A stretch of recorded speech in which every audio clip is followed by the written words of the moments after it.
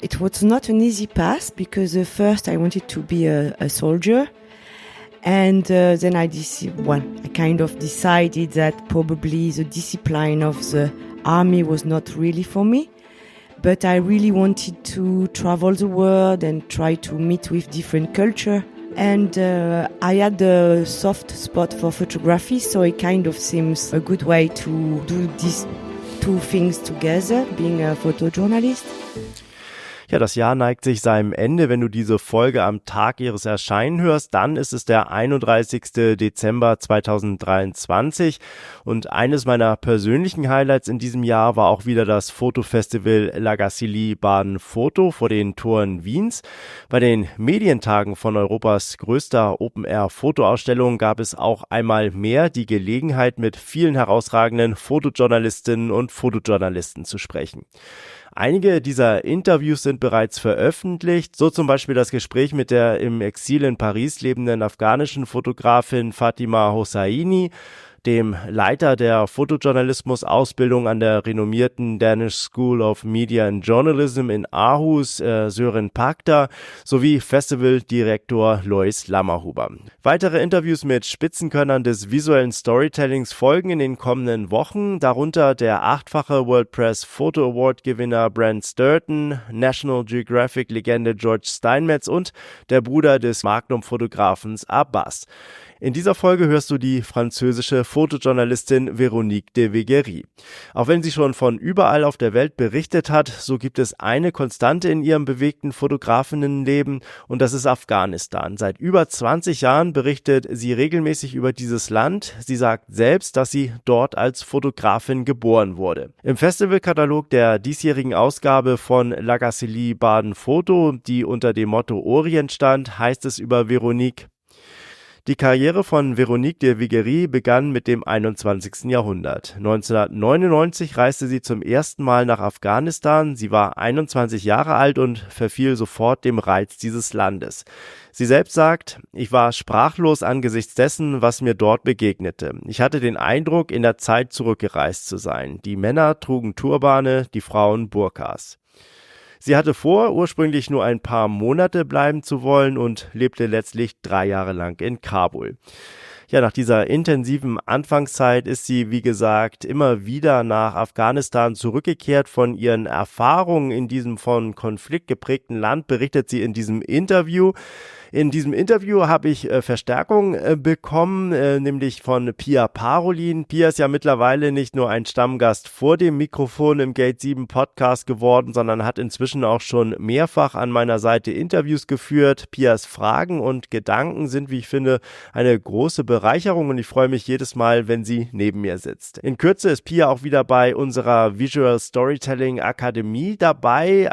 Dieses Projekt, das ich gemeinsam mit Thomas Jones mache unter dem Namen Abenteuer-Reportage-Fotografie.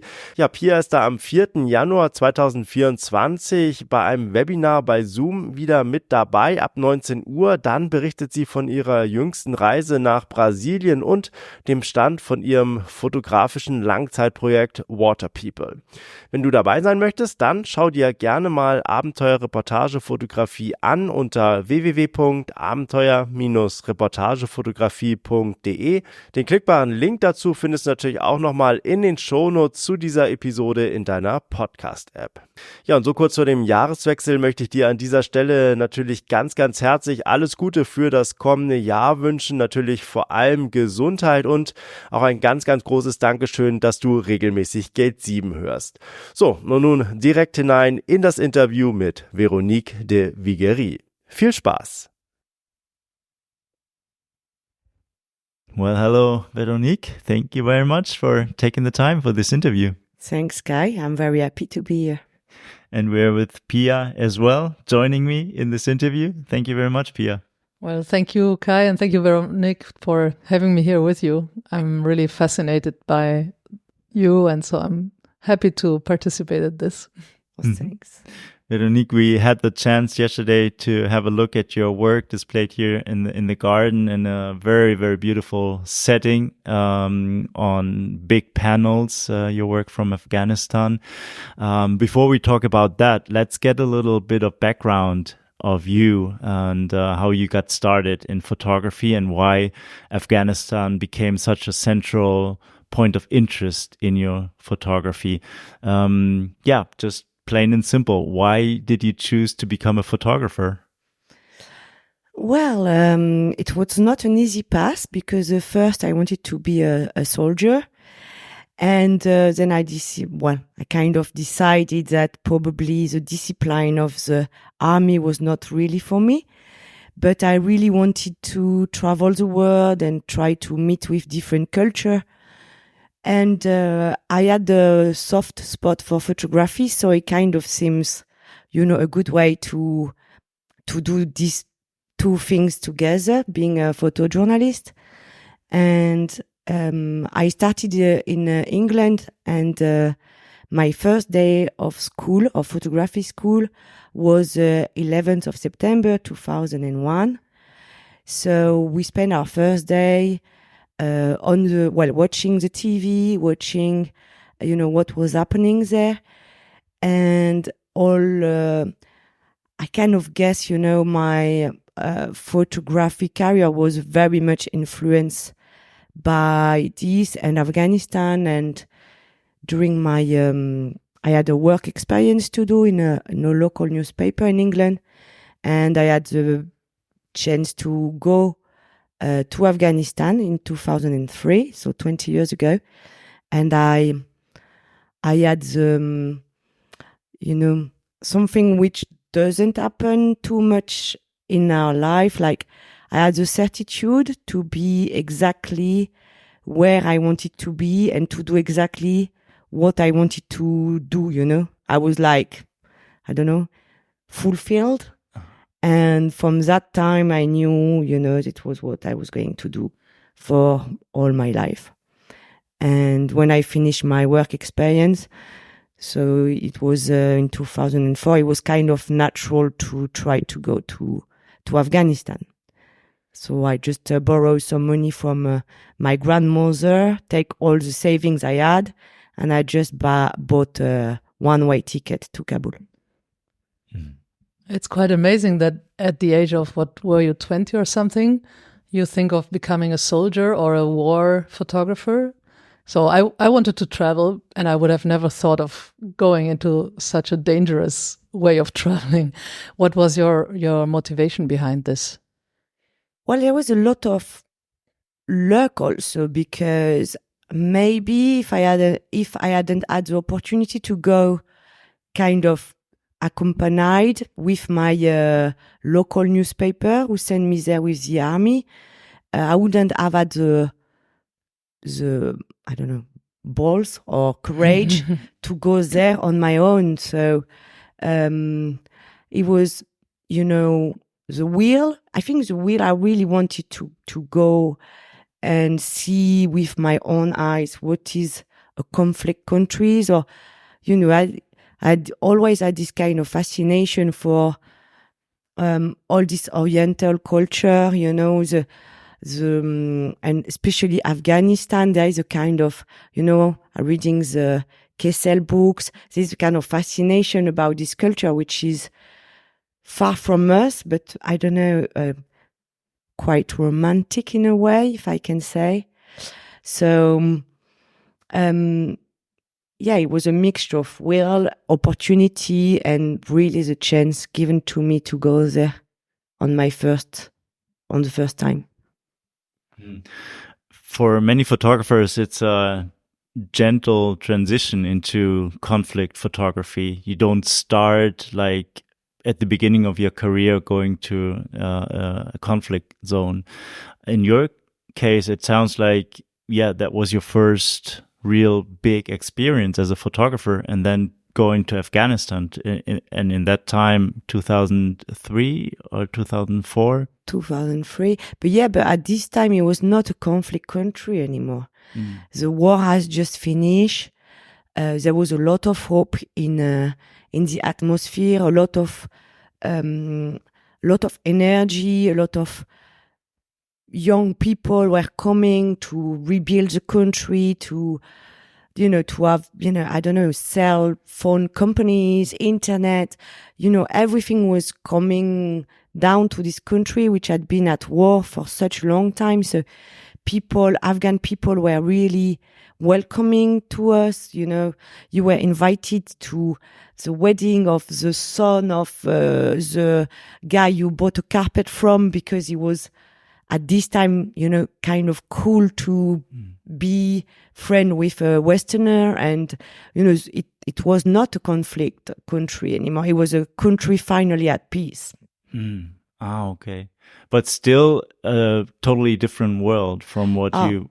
Completely. It was, I would even say it's like a travel in time when you go to Afghanistan for the first time. It's like suddenly you're going 200 years back.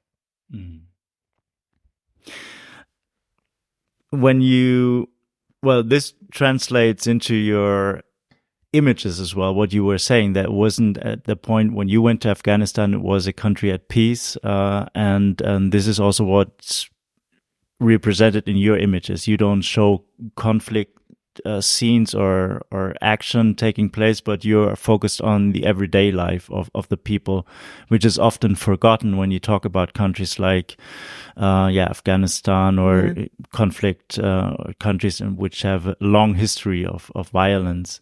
Can you tell a bit about your motivation to focus your work on this kind of topics? Yeah, because so I lived in Afghanistan for 4 years, but since 2008, I don't live there anymore. I live in Paris and I go back and forth to Afghanistan, but I always go on an assignment. And I just end up crossing with this daily life scene that I just found interesting, that I just take picture of, but they are never published because they are not part of the assignment I've been sent to do. And but it is a reality. It is a reality even in conflict countries.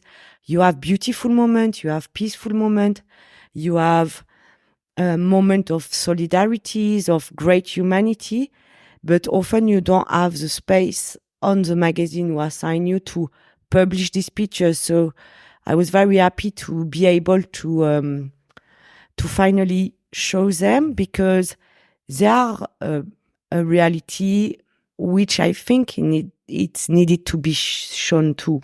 Mm-hmm.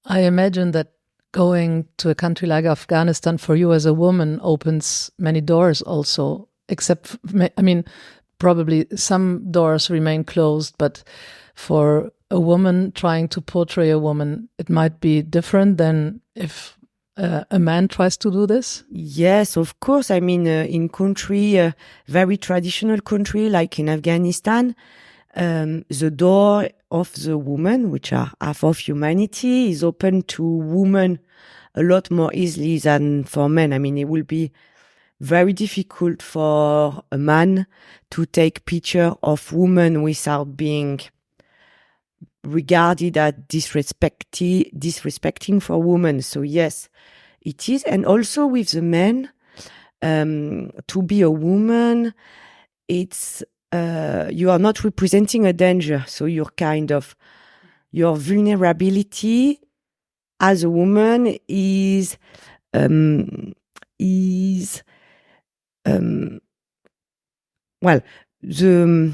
don't know how to say the word in English.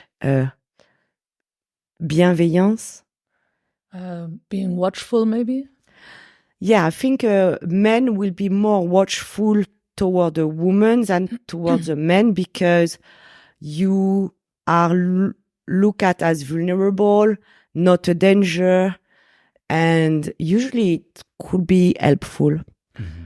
And if you take photos of the men, how do they react? Do they take you serious at all? Or do they? No, they don't take you seriously, but it's good. Yeah. Because then you are, I think you can go further away. They are more open. And, really, you make them laugh, and it's not a competition of manhood with you. You know, it's like, okay, you can do more. Yeah.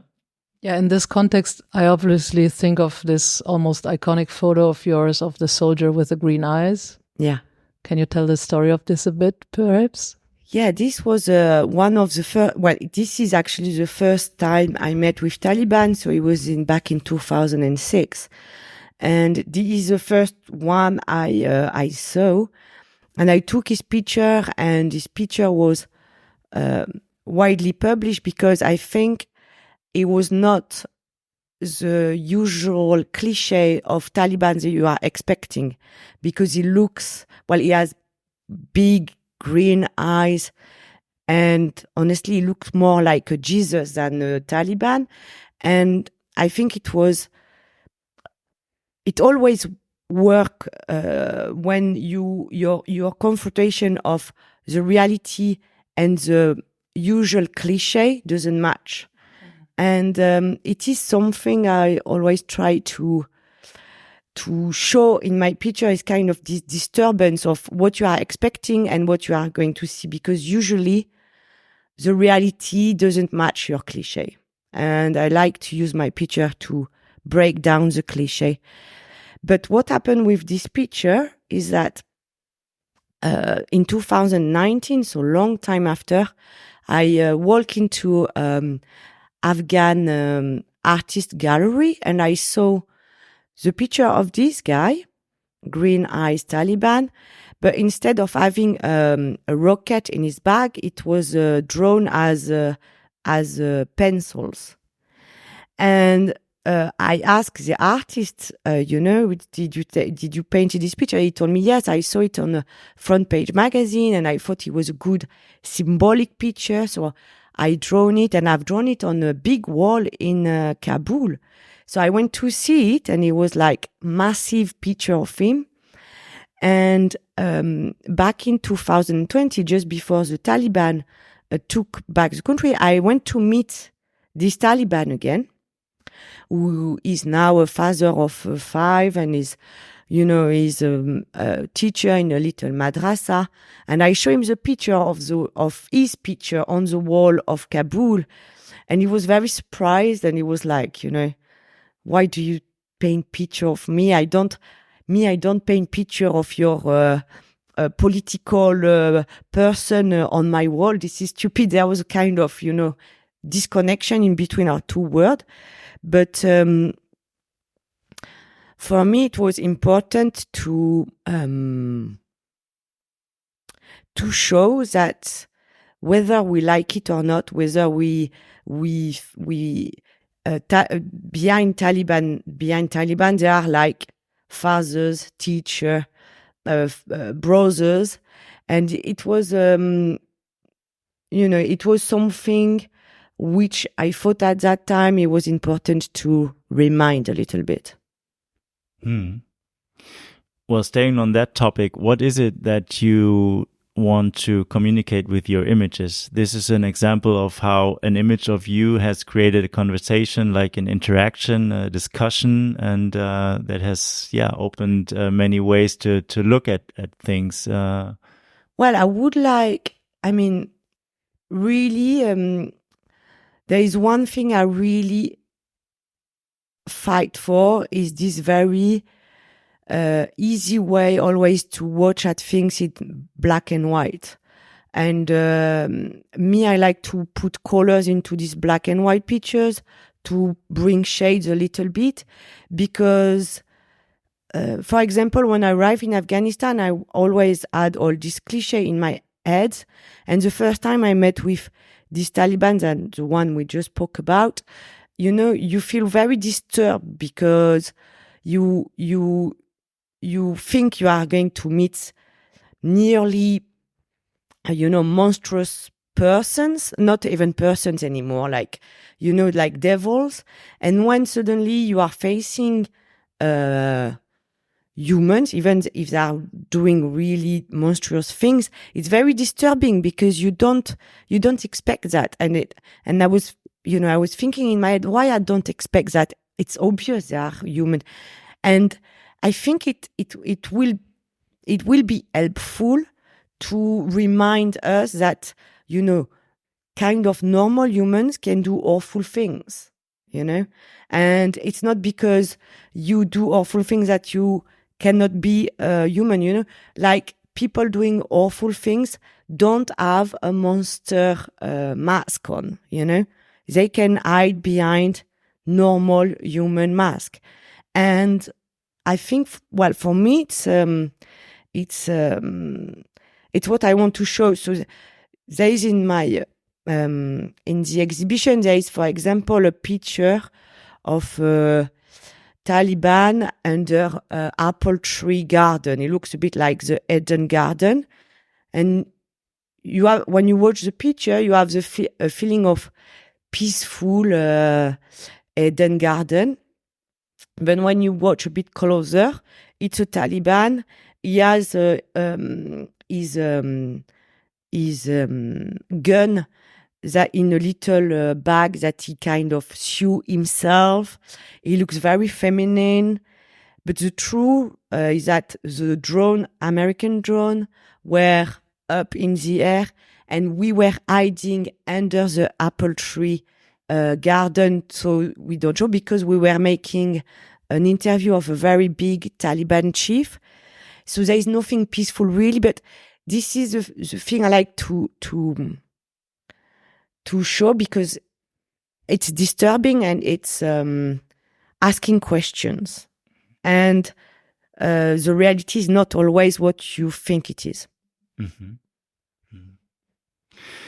You've received very many awards for your images, among a World Press Photo Award. What do these kind of awards and recognition mean to you, if anything? Well, when you are a freelance photographer, like we are many, it is always nice to, you know, sometimes you don't know if you are doing good, if you are on the good path, if your work is appreciated. And especially when you are starting, you know, this is, well, really, it's not a job, it's a passion. But it's a passion who kind of ask a lot of sacrifice. So to keep going, sometimes it's good to have sometimes this kind of recognition of people people from the same background, you know, to just tell you that, you know, you know, it costs, but it's worth it. Carry on. Yeah, it's good. Mm-hmm. Well, awards are one way of measuring a success, or it's an outward recognition from the outside coming in. What are how do you define success in your personal, on a personal level? When do you have the feeling that you've done good work? What are your own measures when it comes to assessing your work? Well, it depends if it's on the field. I mean, on the field, it's kind of, you know, the feeling when you press the shutter and you don't need to watch on the back of your camera. You know that you got it. This is very rewarding feeling. And when it's after, when it's outside, it could be from at La Gacilly exhibition last year. I was just around my exhibition, and there were 3 old ladies who just asked me question, like one of them asked me, "Oh, I'm happy because I saw why now. I understand why now Afghan people are coming to our country. I didn't know it was like this in their country." And the other one, a friend, was like, "Yeah, it will help us maybe less racist towards them." And I mean, this is exactly what you want. I mean, for me, this is a success. It's like, okay, it's great. Mm-hmm. Yeah.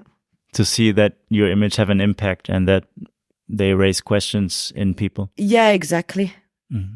This is why I think we do the picture in the first place, is to be seen and watched by people, and hopefully try to maybe change maybe a bit their minds in some situation or some people. Mm-hmm. Mm-hmm. And are you never afraid? I mean, you have daughters, you have a family who waits for you to come home. Yes, of course I'm afraid. And yes, of course, sometimes I think, you know why I did that. And, but, fear is not really, an enemy for me. Could be sometimes, even, a good companion, who is going to help you to be more aware or to be more careful, or, you have to listen to it and to do with it, but it's not about feelings. I mean, the day where fear will completely freeze me, then I think it will be time for me to stop. But for now, it always ended up well and positively. So I'm not scared of fear. And I would be more scared of not doing something because of fear. For me, I'm better live a full life without this fear than not living it because of that.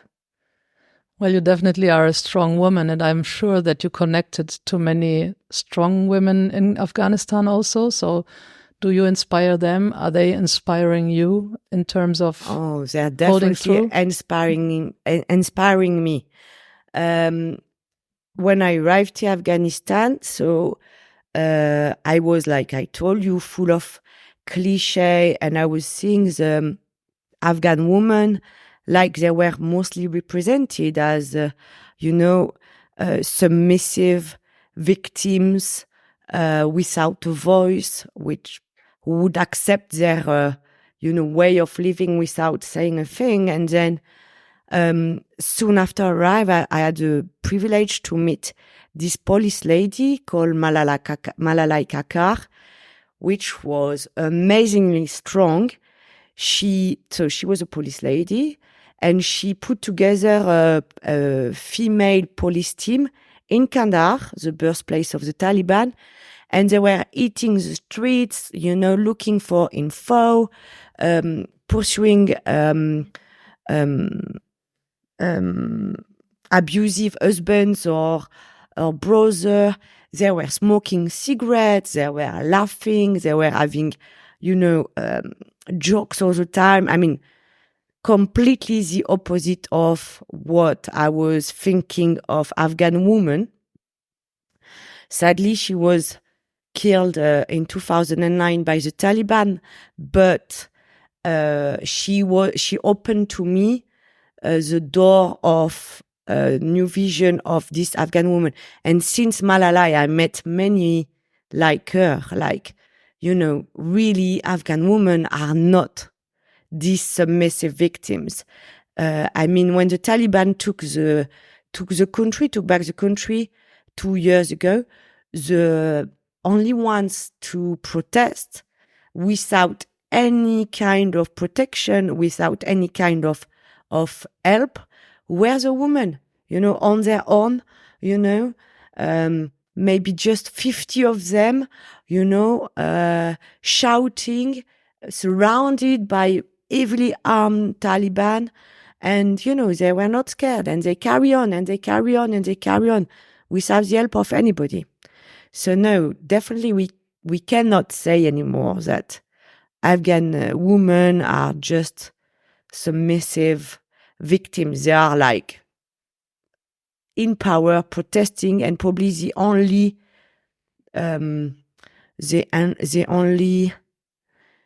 not shelter, rampart against obscurantism.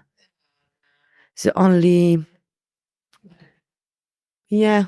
Well, I mean, maybe the only weapons against the obscurantism, because nobody says that too much. But I personally think that for a majority of Afghan men, they are not so unhappy about what's happening there. When was the last time you've been to Afghanistan? It was in December. Mm-hmm. How do you see, like, you've covered this country throughout many years? Yeah, for 20 years. Well, it's very sad what's happening there, because so back in 2003, 4, 5, there was this hope. Election were coming. Everybody was, believing it was the end of the war. Finally, peace was coming. And then, I just saw year after year, suddenly this little hope fading away. And, even I was there in end of July, just 2 weeks before the Taliban took the country. And people were saying that, and I was like, no, that's not possible. And it's unbelievable how, then it happened. I mean, the reality is worse than your worst nightmare, especially for women. I mean, I thought at some point, they will, be more inclusive and respectful, and they will not do the same mistake as they did, because we are now in the 21st century. But no, they are doing exactly the same. They really want to erase the woman of the public life, no doubt. And it's very difficult now to work there. First, because people are very scared, They never know if it's allowed or not allowed, if they are going to be in trouble because of what they are telling you. So everybody is very reluctant. And even you, as a photographer, you have to be very careful, because you are taking these very big responsibilities of exposing some of the people you are taking picture of. So, you have to be extra careful of what you are doing. Mm-hmm. So it's not just your own safety and looking out for yourself, but also, of course, thinking about the people that you interact with. Oh, your own safety. I mean, honestly, you have never been safer than now the Taliban are in power. I mean, there is a lot less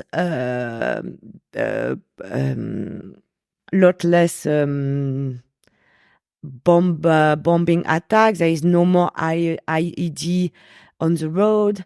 There is no kidnapping. So no, for our own security, it's a lot safer now, no doubt. But the security of the people you are interviewing or interacting with, yeah, this is a main concern. Mm-hmm. And now that you've been back, what are the current projects that you're working on in Afghanistan? What have been your assignments lately? Well, I'm going back. I'm supposed to go back there in 10 days, and I have the strong feeling that we have to carry on to report on these Afghan women, what's happening to them, and to, they are being erased of their public life in Afghanistan. Let's not erase them on, worldwide scene. Mm-hmm. We have to, be there for them. I have a question concerning young women today from here, from Europe maybe. If a young woman 20 years old would have the same ideas as you had when you were 20 years old, what would you tell them? What would be your message? But my message is one I've always listened to is, if you want, you can. And, when I wanted to be a photographer, I remember my teacher at school asked me to call somebody from AFP. And I called somebody from AFP, and I was told, this job is dead. You better take a cooking lesson. Even very famous photo reporter don't have a job, and they have to find another. This job is dead. Don't do it. And for a few days, I was really, really sad and really angry. And then, I think this no was kind of motto in my life. Like, I won't let anybody tell me I cannot do it. If you want, you can. That's it. So you see a future for still photography, even in this changing media environment, in these times that we live in? It is more and more difficult, of course, but I think people will still want to read stories with picture, want to have picture of places where not everybody can go. Readers will always need our eyes to see what's happening far away or in places very difficult of access or dangerous. So yes, I think so. And do you see Afghanistan to be or to continue to be the main focus of your work, or is there in the back of your head another region that you are interested in and that you'd like to go to? I don't go only in Afghanistan exclusively, but Afghanistan will always have a very, very special place in my heart, because this is a country I was born as a photographer. And I made very strong, this country opened my eyes on what's happening in the world, give me all my chances. So I have a debt towards this country, and I will always have it. Mm-hmm. There's different kinds of photojournalists. There are these photojournalists, there are these parachute photographers who go into a situation when there's breaking news, and then they go out and go to another place. You're a photographer that works on long-term projects. What is it in your case, or that draws you to that kind of work, to really spend time? Actually, except for Afghanistan, I usually do parachute work when I go to assignment. For example, lately I was in Colombia. It was my first time. Before I was in Congo, it was also my first time. So I do also do that. It's a bit frustrating, but this is because of the industry today. It's like you don't have that much when you go on assignment. The production costs are smaller and smaller and smaller. So you have to work faster and faster and faster, because each day costs quite an amount of money. But with Afghanistan, it's because of everything I told you. Is because it's a country that I love. It's a country that I feel in debt with. It's a country. So it's a country where I have a very special approach to, and I don't even, it's something I do with my guts. It's not something I do. I don't feel like it's a job with Afghanistan. It's really, it's my, I don't know, does it exist? Gust country? Or I don't know. It's the one I feel for a lot. Mm-hmm. Yeah. So you know both worlds. You know the quick parachute kind of work, and then also you have Afghanistan as your really long time Exactly. project. Yeah. And when it comes to your images and to composing your images, I mean, news images, they have to transport a message, they have to document what's happening. So but then there's also, like, of course, the way how you put things into your frame, how you frame things, composition wise. What is the balance in your photography or your approach to your images when it comes to content and the way you present the content in a composition? I have a very photojournalist way, I guess, of taking pictures. That mean I try to be as much as possible discreet or invisible, which can take times, for people to get used to it, and not to interfere as much as I can. So it's not a very artistic approach. It's more of what's happening in front of my eyes, really.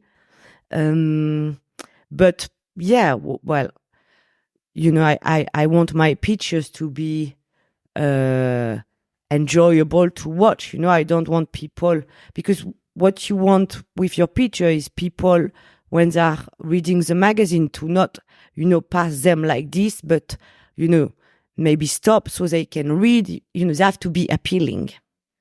So that's, it's like when people take the time to open the door to you, to tell their stories, and sometimes to relive some very difficult times of their life.